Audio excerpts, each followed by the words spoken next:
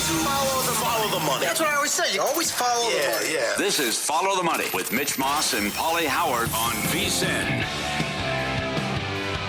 Here we go. Welcome in. Follow the Money on VSiN, the Sports Betting Network. Mitch Moss, Pauly Howard with you live downtown Vegas. Circa Resort Casino is your spot. A fun 3-hour program lined up today. Reaction to what took place over this weekend. First of all, it was madness with the sports betting, all of it, including the Masters coming up here in a few minutes. We'll get to the NBA playoffs quite often throughout today's show. A lot of angles there. Tonight's NHL card, Major League Baseball, NFL draft. Trevor Sikkema on that event coming up in about 10 days. That's in 30 minutes on the program. Jonathan Davis on the NHL. We have a little Do You Concur action, Pauly.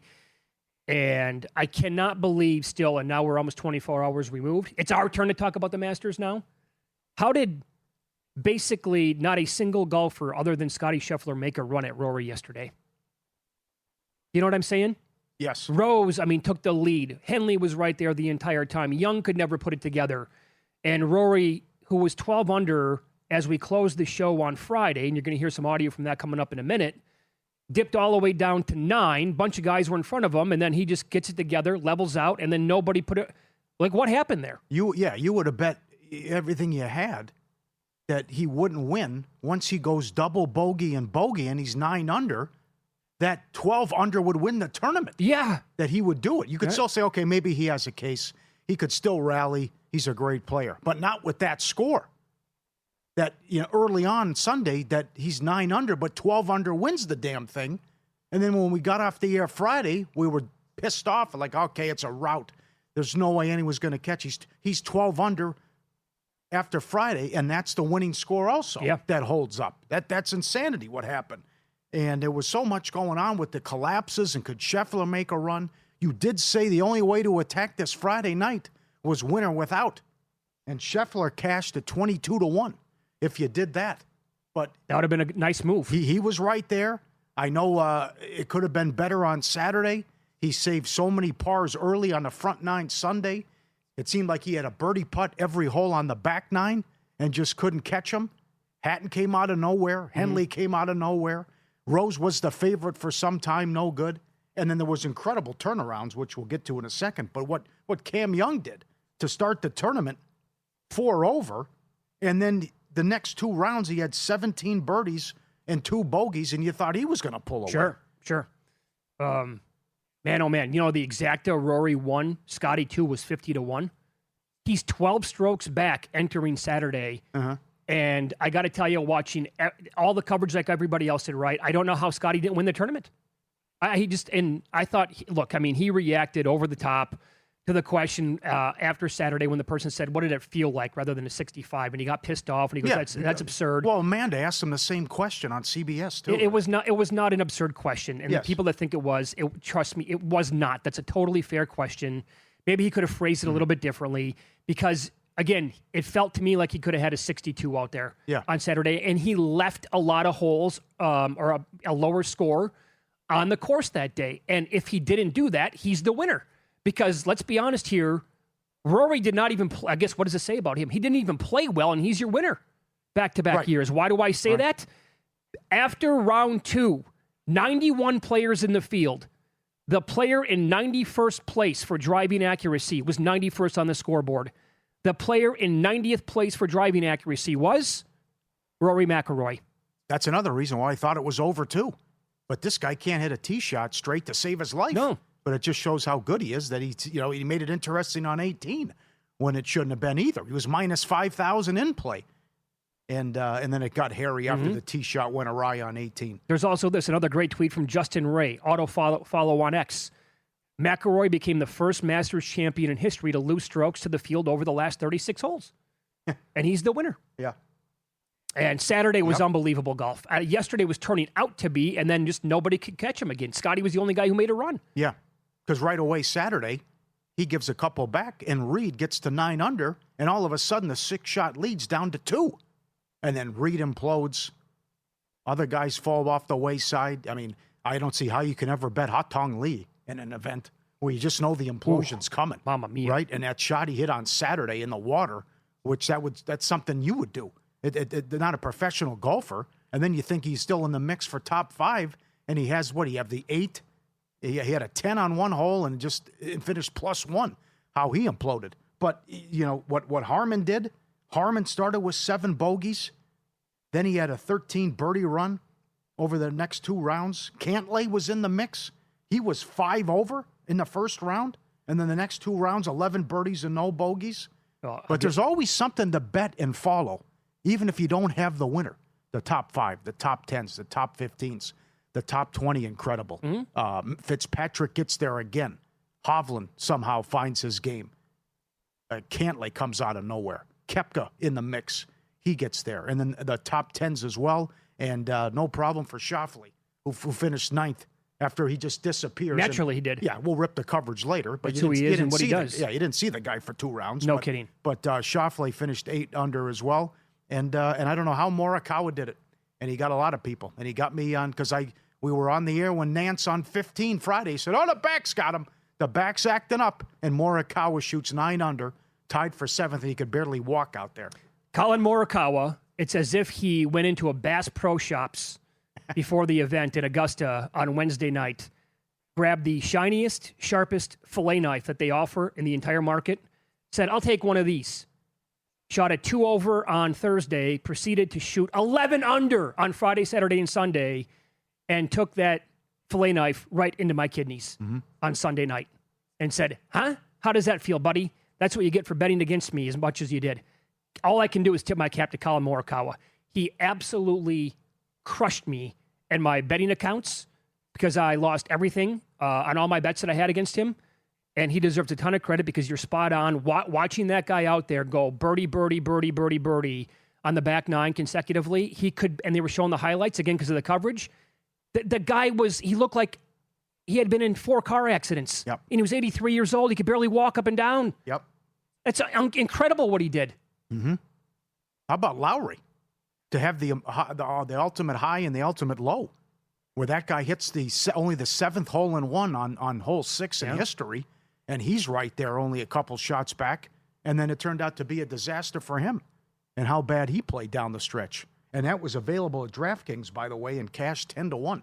Would there be a hole-in-one on number 6? Yep. I'll tell you the guy that I feel awful for coming up in a minute, but if you listen to the show at all on Friday, come on, man, we told you who was going to win the event. Crazy. Are you serious? Oh, come on. Are you serious? Is that an eagle? Oh, go home. Go home. Oh, my God, Rory on 17. The 12 under? No, that's 11. Only a birdie, but he was in the trees to start. Come on. Got out of it. It's not fun anymore. Look at this chip shot. You got to be bleeping kidding me. Like Bridgman yesterday. I'm calling her. It's over. Yeah, what's he now? The tournament's over. Hold on. Yeah, $1.70, -170 to win the tournament. Oh God, it's a 5-shot lead over our buddy Pat. I cannot believe he made that shot. Yeah, well, it's fun for a while. That's it. Boy, this escalated. I mean, this is not even in an hour. He went from being tied to 5 up now on everybody. That sucks. That's horrible. Well, we told you. Yep. And he got to -250 because then he birdied the next hole. But then, as we just said, though, I can't believe the quick turnaround that the 6-shot lead goes down to 2. I know. Just like that on Saturday, and then he implodes to start on Sunday. A lot of guts, a lot of moxie, because that was an ugly double bogey early on. Oh, for sure. He could have absolutely collapsed. Yes. And for him, I mean, that is, the old Rudy Tomjanovich line. You can never underestimate the heart of a champion. And Roy did it back-to-back. And, I mean, it looked vile and nasty there for a stretch yesterday. And the collapse was all too real. And he just, gathered himself and picked himself off the mat and went to... So, again, any regret not betting him? No, just because of the history. Only 3 guys had gone back-to-back. And only 3 of the last 17, 3 of the last 20, whatever. Yeah. 3 of the last 17, the last 20 years had gone top 10. It's easy for me to say this now, but he was more than double the price than last year. So that he got almost a 17-1. David Baker had him. Yeah. He's like, I'm running it right back. Had him last year. He said, that was a lot of fun. I got to do it again this year at that price. It's the number. You're not betting golfers, right? You don't bet teams. You bet numbers. Yeah. And a little bit of regret there at that number. But Well, it was right there, though, for several guys. No doubt. Just because of what the winning score was. Scheffler could have had it. Hatton was too late. Rose had it. Cam had it. Sam Burns had it. Sam Burns could have won the damn thing, but he imploded. Yeah, you're right. I would agree. Here's the guy that I feel really bad for. Tied for third this year, second last year, seventh in 2021, second in 2017. He's got another 10th, tied for second, tied for eighth, and a tied for fifth in his career. And it's Justin Rose. I didn't have a penny on Justin Rose. It would have been awesome to see him win. Yeah. Look at the plus 120 yesterday at one point. Couldn't do it. Because I know we said this last year when he made the playoff with Rory, he couldn't win. He's like, and we all were like, how many more chances does he have? Yep. He had another chance this year. And he actually tweeted about it. And I don't know. I've never met the guy, never talked to him. I've said this before. It feels to me like Justin Rose is a really good dude. And he's like, I'll see you next year, Augusta. Maybe I can finally get it done. It would be pretty awesome to have that guy win one of these, man. He's been that close that many times in his career, and he can never pull it out. That stings, man. That stings. And what's it going to look like just moving forward when Scotty puts it all together? No more of this early round shenanigans. You got to stay away from that, I know. Yes. 12 back entering Saturday. Yeah. Coulda, shoulda, woulda won the event. Yes. All right, we'll get into these play-in games and the NBA playoffs coming up next. You can make the case for, I think anyway, some dogs, either with the points or to win a series. We'll discuss next on Follow the Money. It's VSiN, the Sports Betting Network.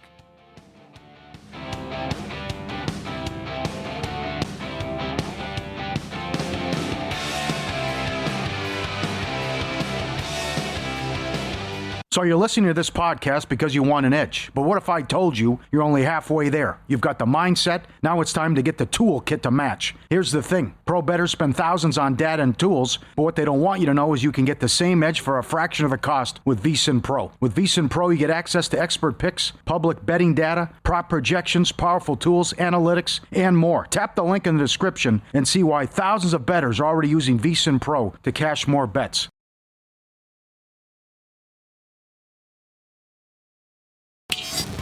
This is Follow the Money on VSiN. So can we say finally the NBA regular season has come to an end? And now we're going to get real basketball every night, starting tomorrow night?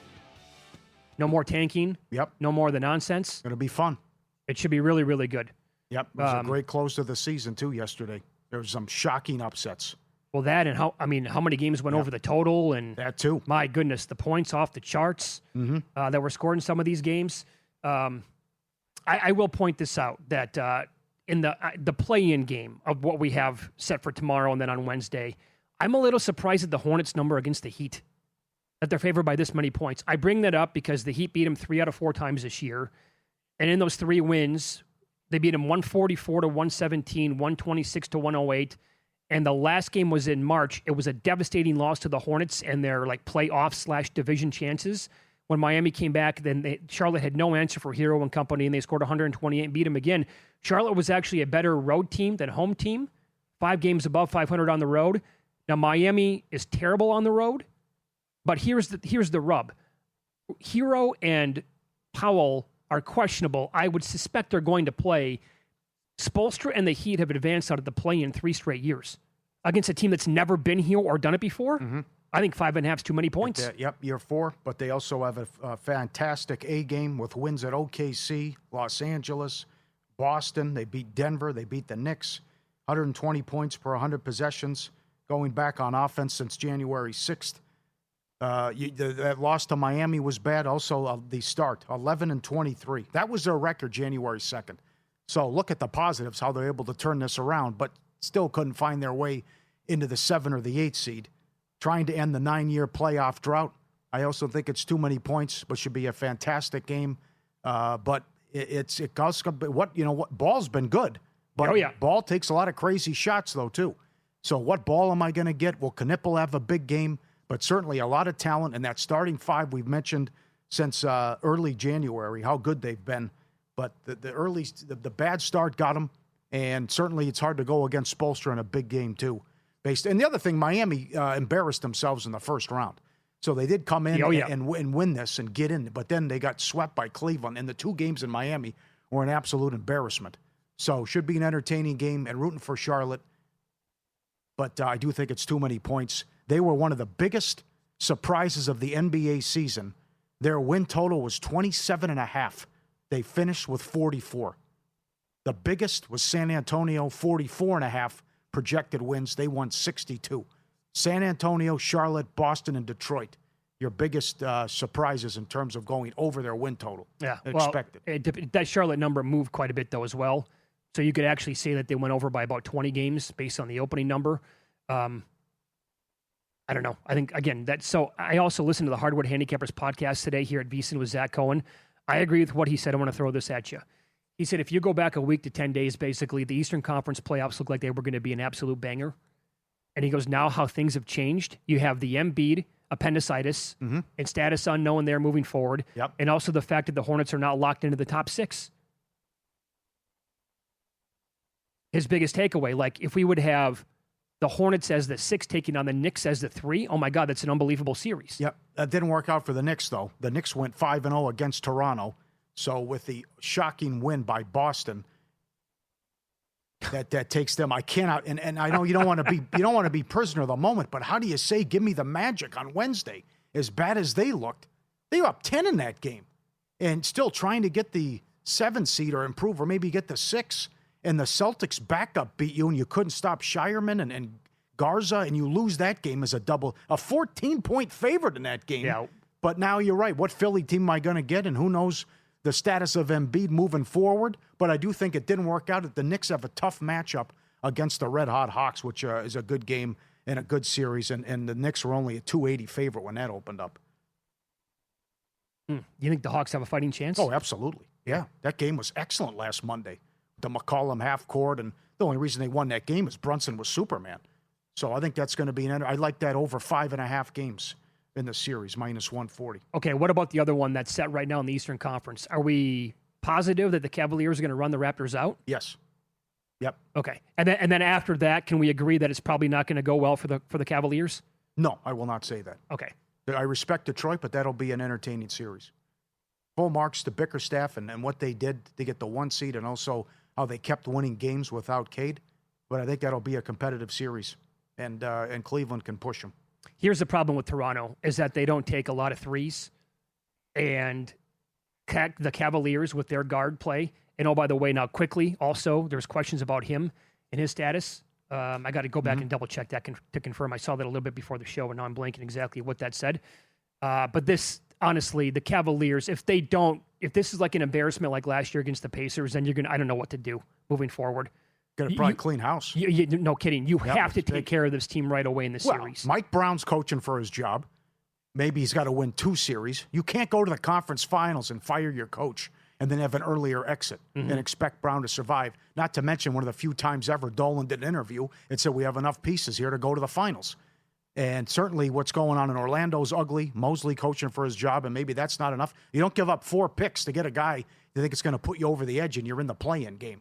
That's the other one. No, disappointing season there. And I know we talked to Rizzo as well. It's huge for Mitchell, and it's big for Atkinson. Because if they go out in the second round, not that it'd be embarrassing, but still, no respect. Detroit's got the 4th best odds to win the conference, and they're the 1 seed. I would agree. But if you lose that series, they're probably going to make a coaching change in Cleveland, too. And big change is coming. Yeah, so here is the latest on Emmanuel quickly for the Raptors. Mild hamstring strain and is considered day-to-day. Okay. And then what about the Western Conference as well? How that played out yesterday. I know we're going to dive into this a little bit later on, Pauly, but what the hell are the Spurs doing? You have to win that game. Why'd they do that? They're a smart organization. They started load management. They're huge into analytics. They surprised a lot of people and took Kawhi Leonard when coming out of college. He didn't have much of a jump shot. They turned him into a superstar. You know, he put in hard work as well, but he went to the perfect organization. They draft Kawhi. They go to the finals. He wins the MVP. But one organization doesn't say you have to play your guys there and knock out Denver. It's just simple math and simple. I only have to beat Denver or OKC once as opposed to twice. So you can say, well, I'm not afraid of anybody, but they just beat you in a great game in Denver a couple weeks ago. You could have knocked them out of your side of the bracket where they would have played OKC and you get the winner. Yeah. So you get an easier first round matchup a little bit, but it's night and day to say I can avoid Denver in the second round and the best player in the world in Joker. Yeah. I cannot believe they didn't play people and that Denver plays Joker and that's good enough and they run him out. That's all you got to know about this decision is that now if both those teams win in advance, the Spurs are going to take on Nikola Jokic. That's it. That's all you have to say. Like they could have avoided that in the second round. Yeah, you got a week off anyways. I don't understand why they didn't come out and put the hammer down. You had to win that game if you were the Spurs to get them out of the other side of the bracket. And Chad Andrus, our friend from Denver, was on Friday. He said, well, it's about health, but also it's not if, it's when Aaron Gordon's going to get hurt. So his rationale was maybe it's better to play OKC in the second round. Right. Because Gordon's going to get hurt. And they sat everyone Friday, still beat the Thunder, and they sat 4 starters yesterday, double-digit dogs, still won the game, and Joker was enough. And that is Crazy. One of the worst beats I've ever seen if you had Denver's win total under. They closed on a 12-game winning streak. They won yesterday as a double-digit dog, and they sat all their starters Friday and still beat the Thunder, even though it was the Thunder backups. That's how you lost the Denver win total if you had it under by a hook. And I'll say this about the other series as well. Are we positive that Luka can't come back if this series extends to like 5, 6, 7 games? Do we know that whatever he did in Spain is not going to come back and like be the magic elixir and he's going to be good to go? I can't see it. If that's a 4 to 6 week injury. Well, I mean who knows what they have over in Spain that we don't have?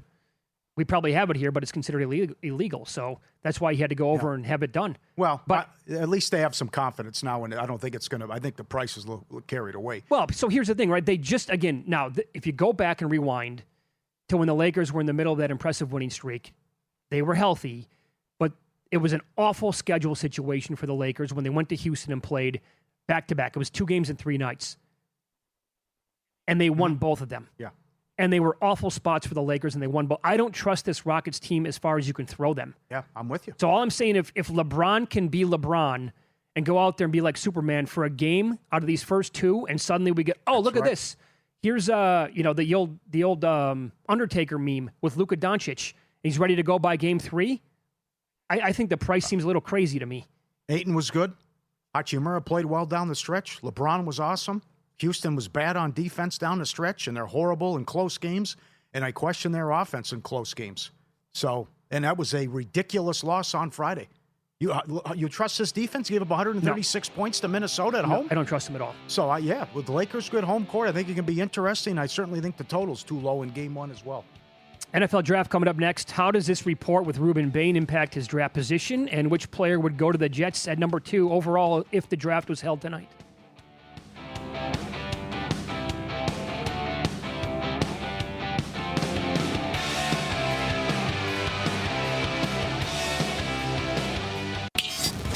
This is Follow the Money on VSiN.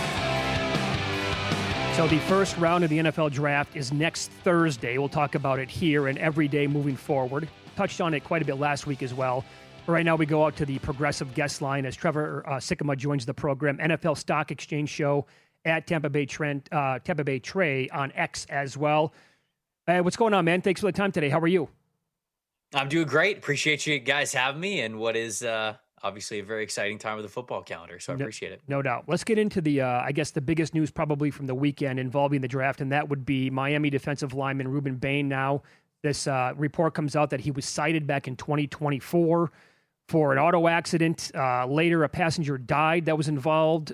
He got careless driving back in March of that year.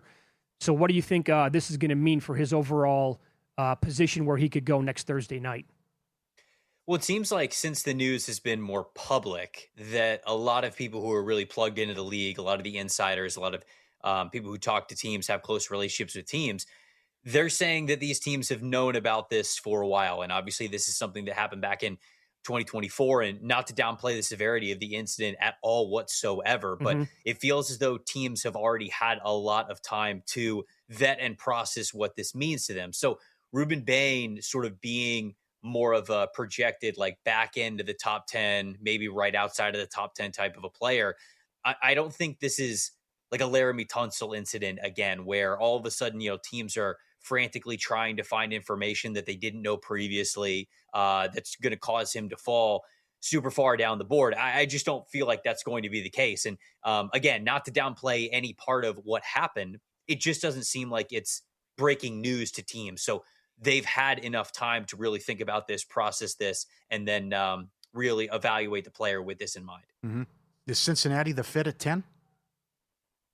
I think Cincinnati could certainly be a fit at 10. I know that they went with Shamar Stewart last year, but they have to get better along the defensive line. I mean, there's no question about it. You look at a player who plays with a lot of power, a lot of physicality. You can play him as a 3-tech. You can play him as a 4-eye, a 5 technique, even stand him up in a 2-point stance as an outside linebacker. I think Ruben Bain as a player is a top 3 overall player in this class. I just love what he's been able to do every single time that he has been out there on the field. Obviously, Miami goes through the entire college football playoff and national championship journey, and he was elite through all of it. He was an elite run defender, an elite pass rusher, had top-tier passers win percentage to him, won in a variety of different ways, and won in a lot of ways that honestly is very translatable to the NFL. And I think that that'd be very different than what Cincinnati has drafted lately. And when I say different, I mean in a good way. I feel like they have gone after edge rushers who were very traitsy, whether they had the long arms or the big build or great combines or whatever it is, but the production has not been there for them. And I think, unfortunately, we've seen Cincinnati's defensive line just not play very well because of it.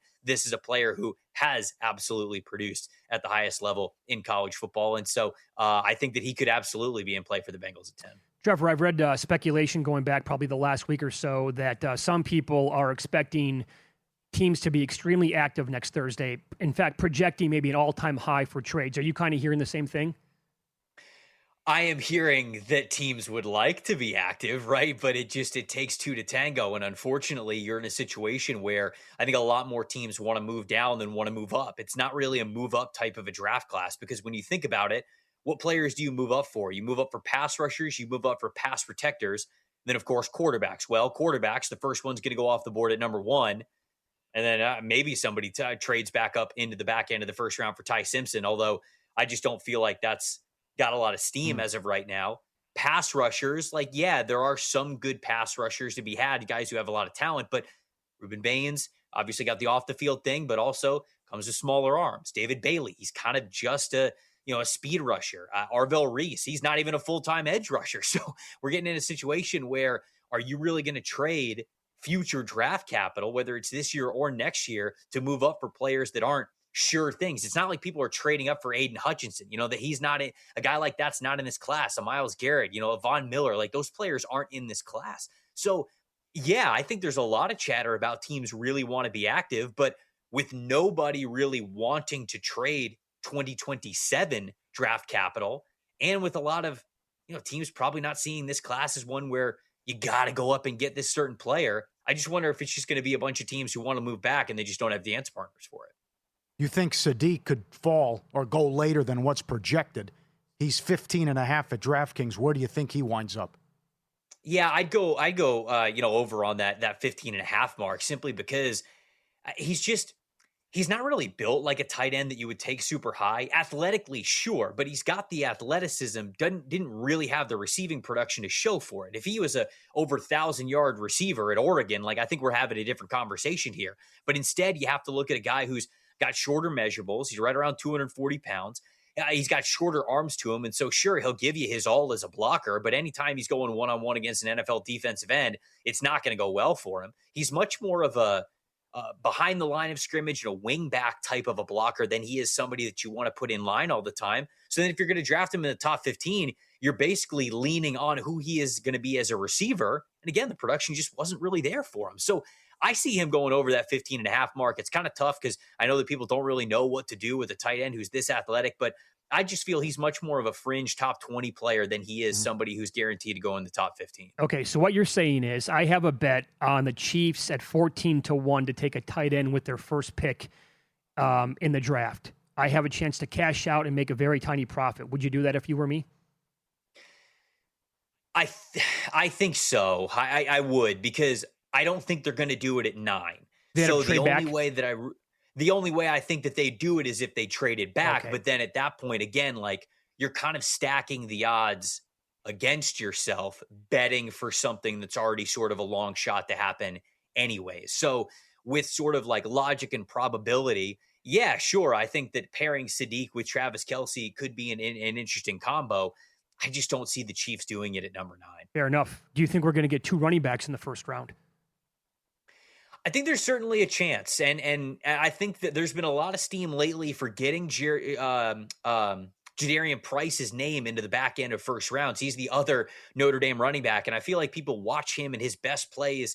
He's somebody who returned kicks at Notre Dame, returned 3 of them for a touchdown. He's somebody who, man, if you put him in wide zone rushing schemes, you give him a rushing lane, and he could take it a mile. I mean, this is an explosive player when it comes to that running back position. So I think there's a chance that could happen. But the problem is that when you start talking about making bets like this, you always like having some extra guys to be able to lean on, right? Like if you say to yourself, oh, a certain amount of offensive linemen, like I see that number right there, over 7.5, you always like to tell yourself like, okay, well, I can list off 6 offensive tackles that I think can go in the first round. And then I'm sitting here with Vega Ioane from Penn State. He's going. So that's 6 or 7 right there. And then you just need maybe one more of Chase Bistontis or Emmanuel Pregnon or Keelan Rutledge. One of those guys has to go in the first round, but you're playing your odds with 3 players. The reason why I don't love a 2 running back in the first round bet is because Jadarian Price is basically it.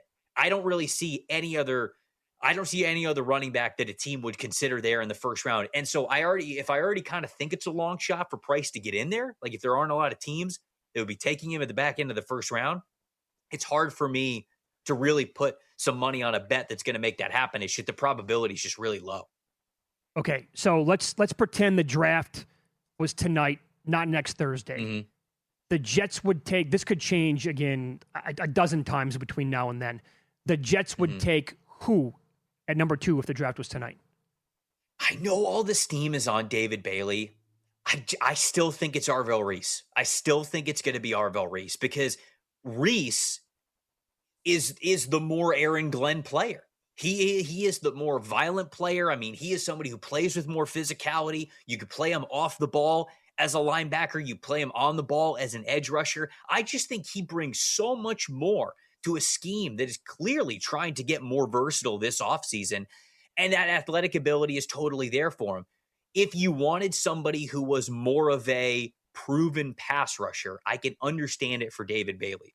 But I just have a hard time believing that he is just going to be a runaway at number 2 overall, especially when I think much higher of Reese and the physicality that he gets to play with. That's an Aaron Glenn type of a player, in my opinion. So to me, it almost comes down to who's really calling the shots. Is it a short-term or a long-term thing with Aaron Glenn and then Darren Muji, the general manager? If Muji loves David Bailey, okay, then I guess I could understand that them going with him at number 2. But if Aaron Glenn's involved at all whatsoever, and if it's a conversation, I have to think it's Reese because I just think that he plays more of a versatile and physical role that the Jets are going to want. Great stuff. Great stuff. Trevor, in like 30 seconds here, you have a long shot to go top 10.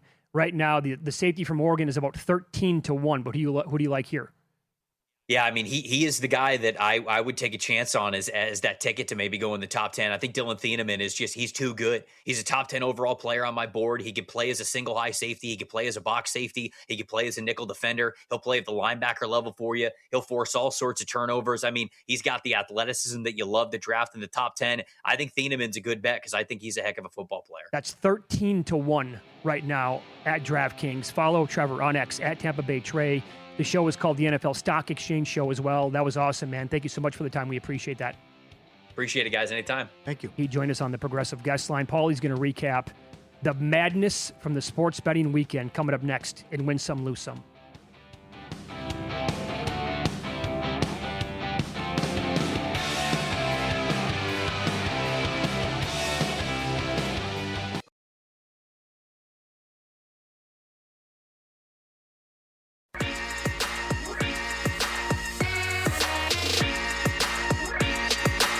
Win Some, Lose Some is sponsored by the Sharp Plays. Were you a winner last night? Wow, winning. Or was it a rough one? Well, they can't all be winners, can they? Loser! You're a loser! Pauly Howard recaps the night in sports betting in Win Some, Lose Some. Masters, Rory McIlroy, 16-1. Hole in one, yes, minus 160.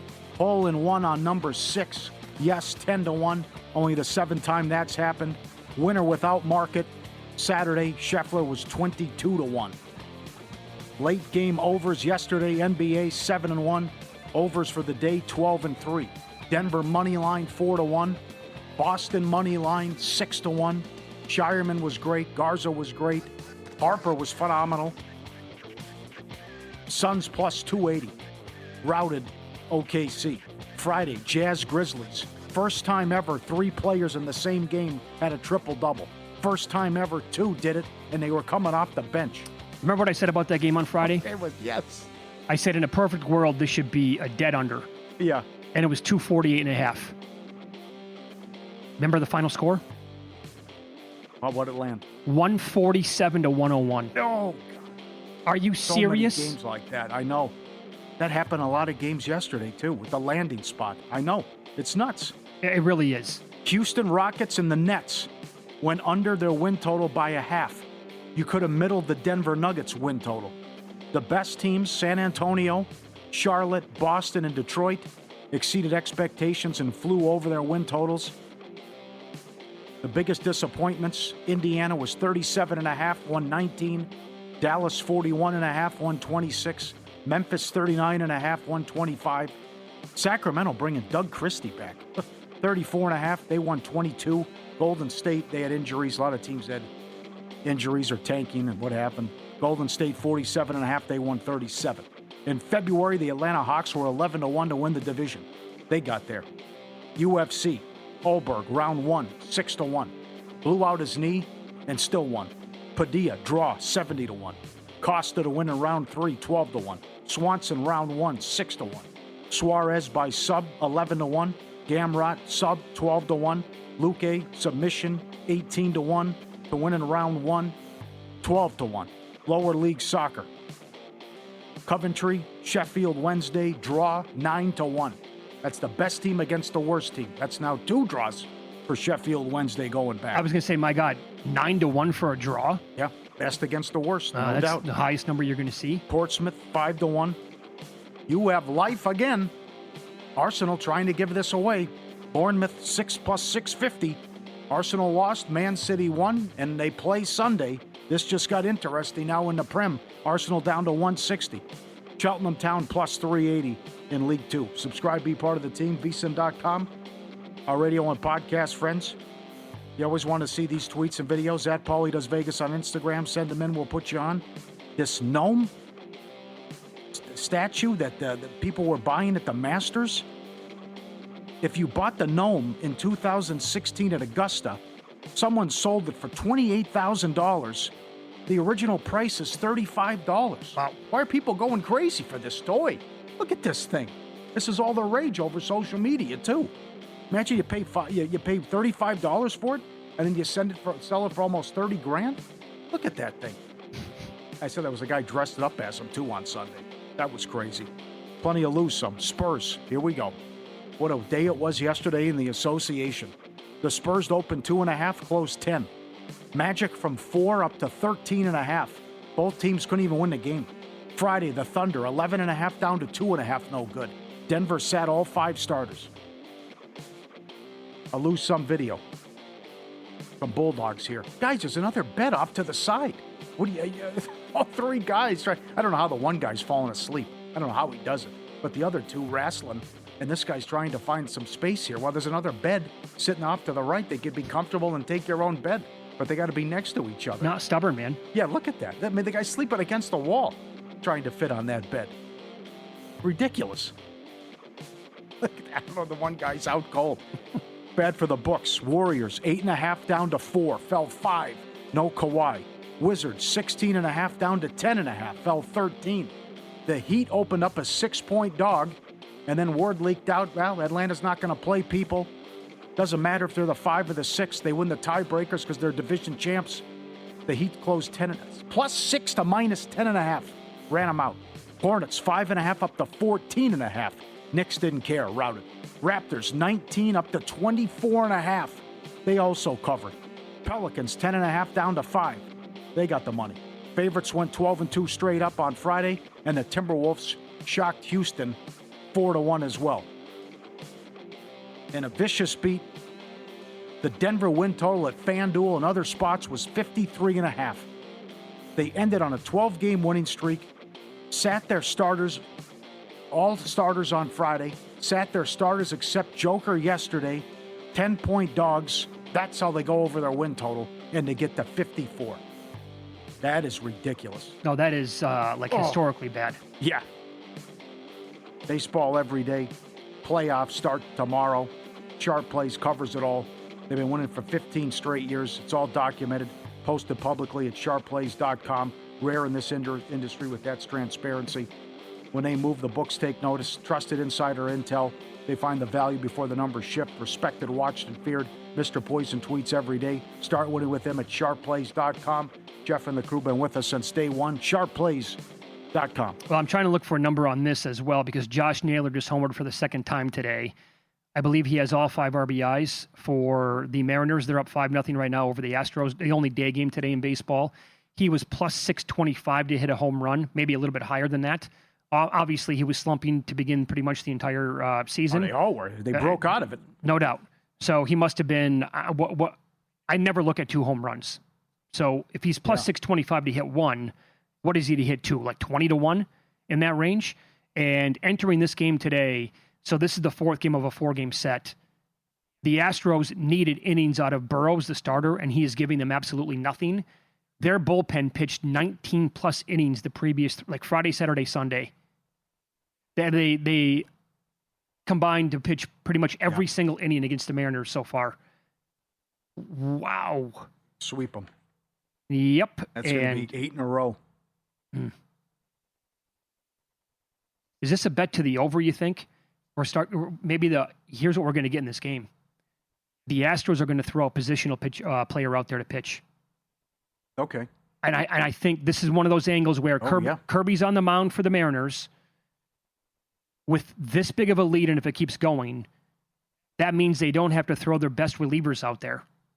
5.5 in play, 9.5 the total. 9.5 might be a little bit too light. Yeah, it's not bad. I think we get a position player here to pitch today.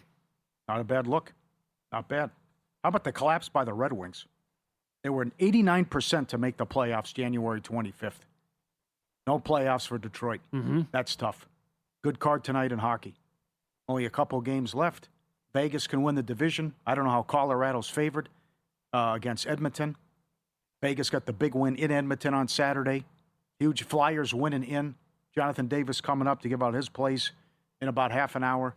And the Kings, I think, need a couple more points, and they'll lock up a spot, too. I'm going to the Golden Knights game tonight. Oh, right. So I feel like I almost have to have a bet on the game. I don't feel like a real person if I go to a game and don't have a bet on it. So, JD, if you're listening, come equipped with like your best bet on that game tonight. I have nothing in pocket as of right now. This is a great job by our producer, Luke, to answer the question, by the way, about Josh Naylor. For some reference here, Nolan Arenado coming up is about plus 620 to hit a home run, 71-1 to hit 2 at DK. I was way off. Wow.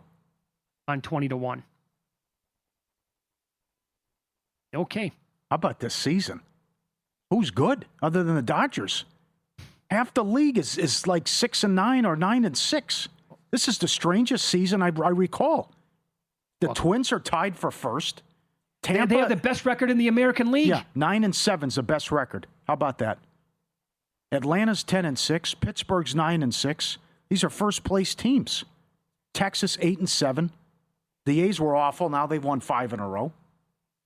The Yankees have lost 5 in a row. 8-7, 9-7, 8-7. Sure. Those are your 3 first place teams in the American League. Well, I'll tell you what. And the worst record in baseball is 6-10. This is the damnedest thing. True parity this year in baseball. Yeah, right. So I have a bet on the Pirates for most wins in the month of April. They're trending right there. What a horrible loss that was yesterday.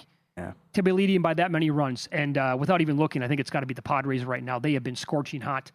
I believe that they have the most wins right now in the month, the way it's going. Dodgers are pretty close to them. Although DeGrom, very good. Mm-hmm. Good sign for the Rangers in that spot against the Dodgers over the weekend. Yeah. And how about my guy, Jose Soriano? He's now down to around 18-1 to win the Cy Young.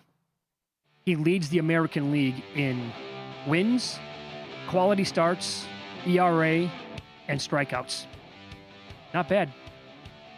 All right, very early predictions for the NBA playoffs coming up. Paths we like, numbers that stick out, bets as well, now that the postseason is upon us, coming up here on VSiN.